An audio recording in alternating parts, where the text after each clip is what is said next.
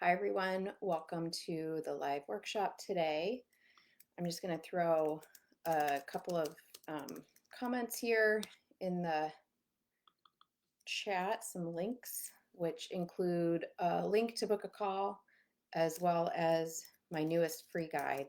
Okay, sorry, that was more difficult than it needed to be. Today we are talking about one of the most important things that comes up with pain, which is the question of, will this ever go away?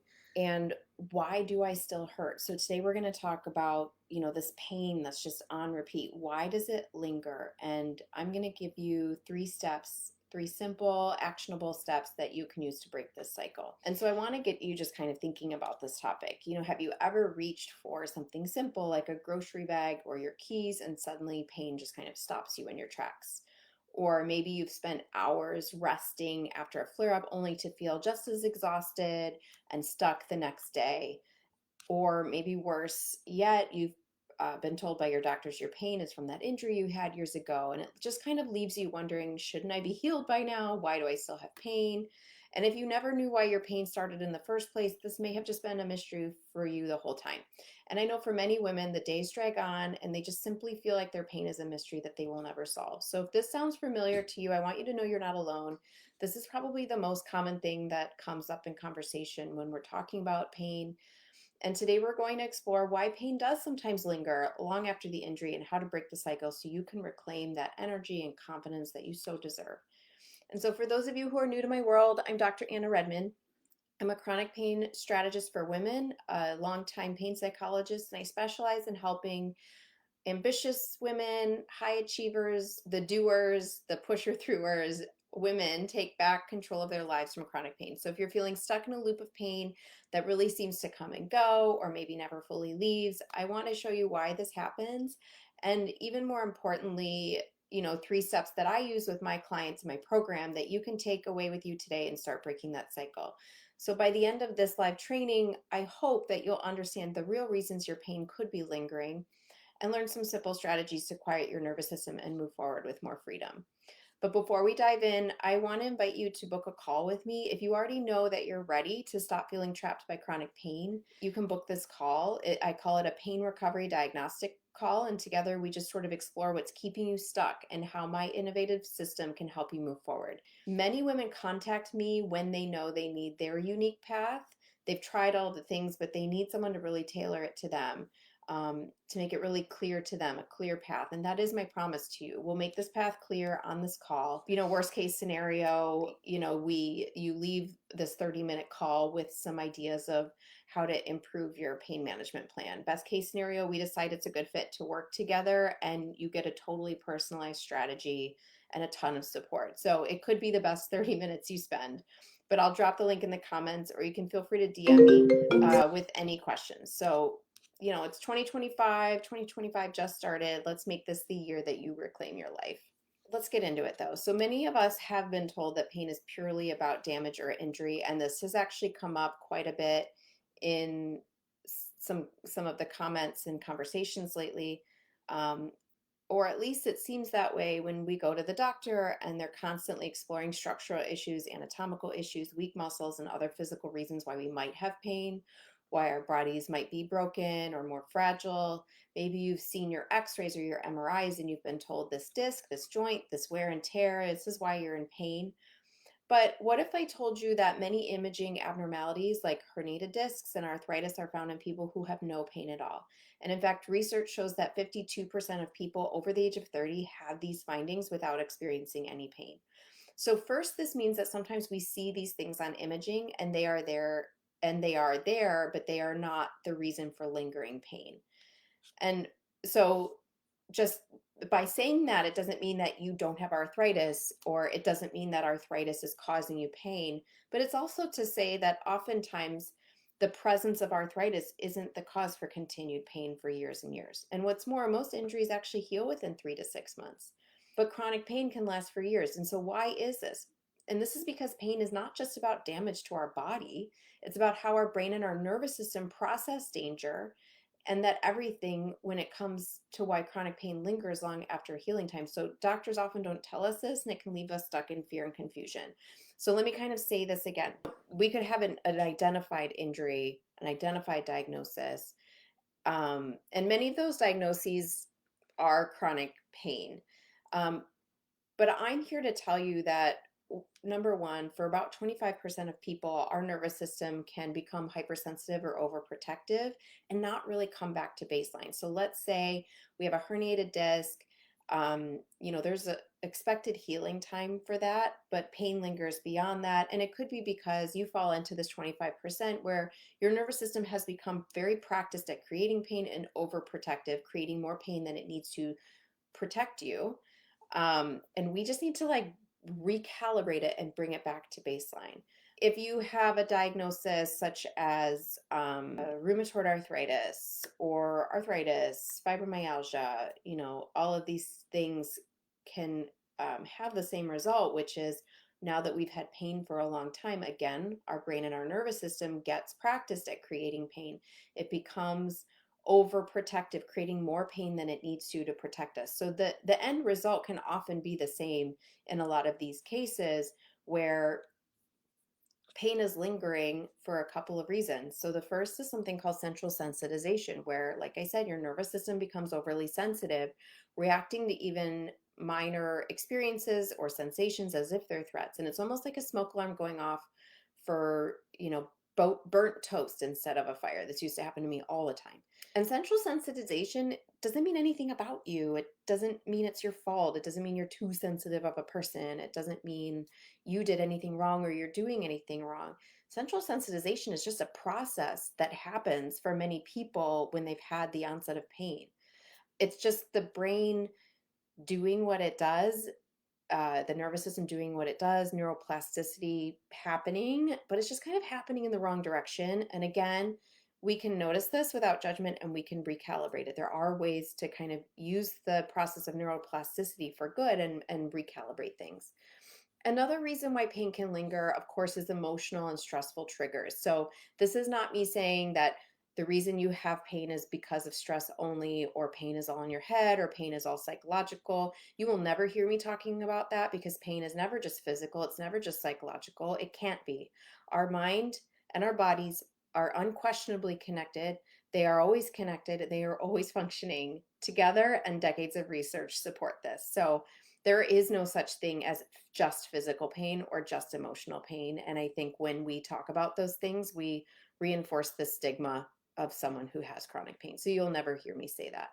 But emotional and stressful triggers can amplify someone's pain experience. And there's a lot of science to support that. Again, it doesn't mean it's in your head, it just means that daily stress, modern day stress, or even beyond that, emotional and stressful triggers, um, anxiety, memories of past pain, memories of other difficult experiences, this can amplify your nervous system's response. This doesn't mean pain is psychological or in your head. It means our mind and our body are connected all the time. So, what's happening in our surroundings, our mind, and even in our past can impact how we feel in our bodies. Now, another reason that pain can linger is because of protective habits. So, avoiding movement, which is a pretty common reaction to pain, hyper focusing on pain, which is also really common because it's totally hard not to sometimes. But these unhelpful responses, even though they're so common, they reinforce our brain's perception that we are in danger and it creates pain to protect us. And so, again, and I'm going to say this for like the 100th time already, this isn't about saying that pain is in your head. It's about understanding how your brain and your nervous system are involved and how you have the power to influence them to feel safer and calmer. Now, I want to move into three things that you can actually do. These are actionable strategies that I share with my clients all the time, things you can do to start breaking the cycle of pain. So, the first is something called somatic tracking. And this might be a buzzword now. I'm not sure if it is, but it's pretty common in the world of chronic pain right now. And I think for a lot of people, it just feels like this kind of, silly sounding technique. And how could this make a difference for me? Um, I found it to be so incredibly helpful for clients. And it's really just practicing. The goal, there's no goal of a result. The goal is just a practice of sitting and noticing sensations without judgment. and instead noticing them with neutrality or curiosity, describing it in neutral terms, like this is a warm, tight sensation. Just observing and describing, observing it with curiosity instead of fear or judgment. And then we're shifting to safety. So we want to breathe deeply and remind ourselves this sensation is temporary and my body is safe. And I walk women through somatic tracking exercises all of the time in my program, and you'd be surprised the shifts that you see. So the idea is, recognizing that pain is a very neutral fact, right? Pain is a signal coming from our brain because the brain, for whatever reason right now, feels the need to protect us. So we notice that, we acknowledge that, we notice the sensation. What is a sensation? What does it feel like? And then we just observe it. We stay with it without judgment and with curiosity. And the result, with this very simple exercise is less fear, more empowerment, and calm for the nervous system. So again, we're trying to find any opportunity we can to recalibrate the nervous system's response to a sensation. We want to respond instead of react.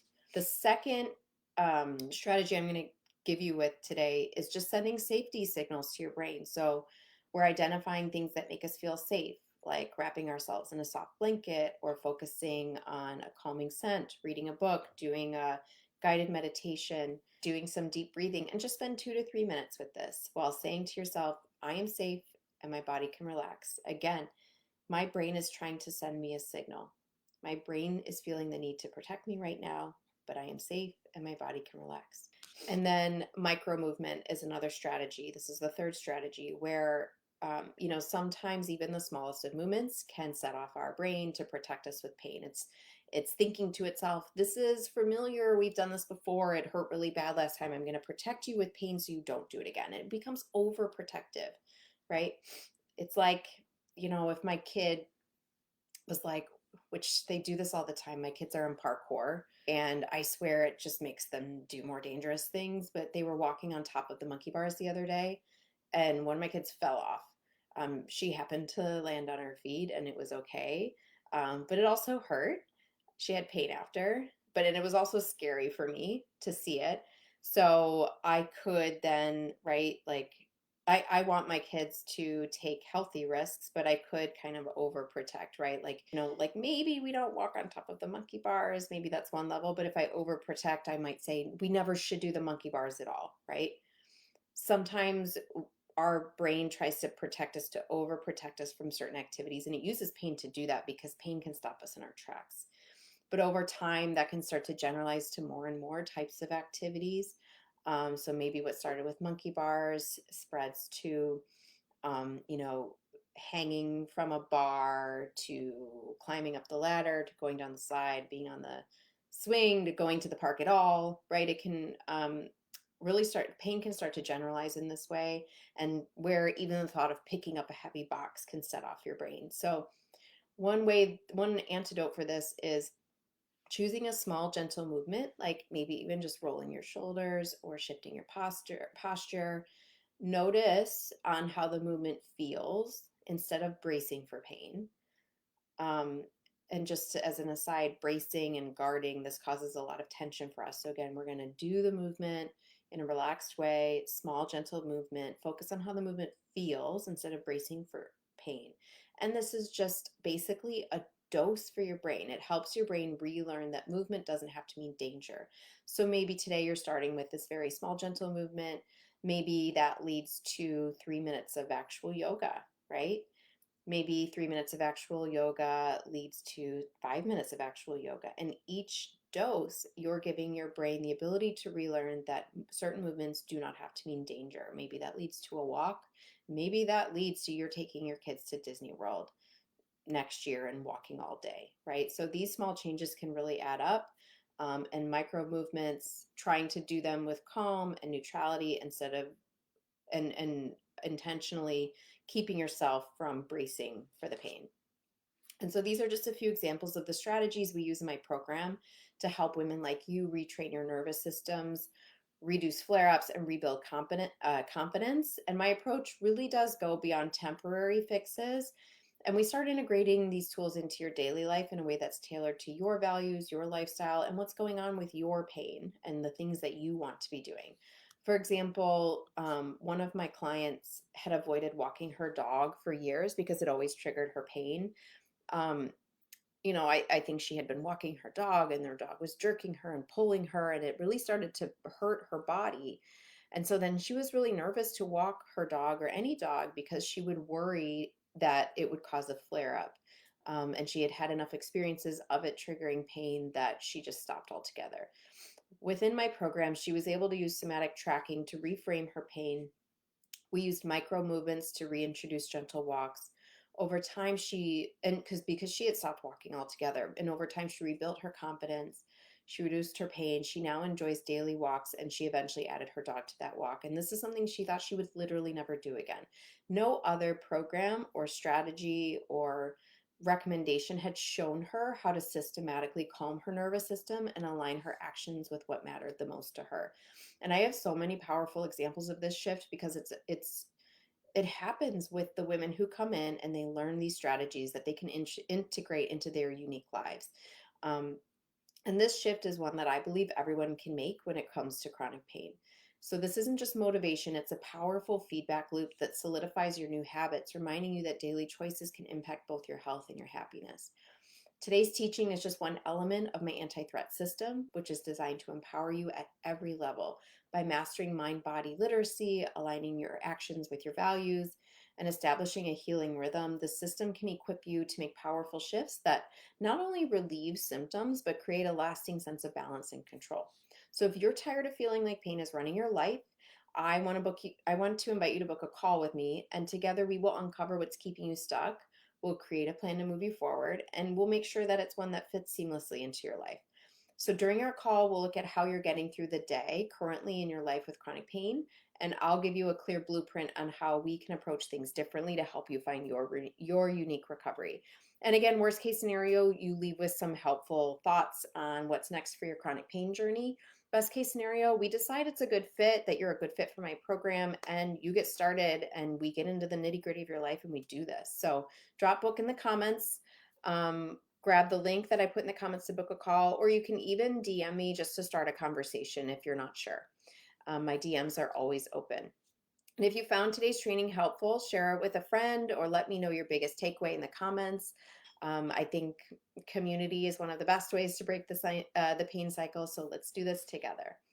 At this time, I don't see any questions in the comments, so I'll close for today, but I wish you all the best, and I've got something kind of special coming next week, so stay tuned. Look for all of my announcements over the next 2 weeks, and I'll talk to you soon.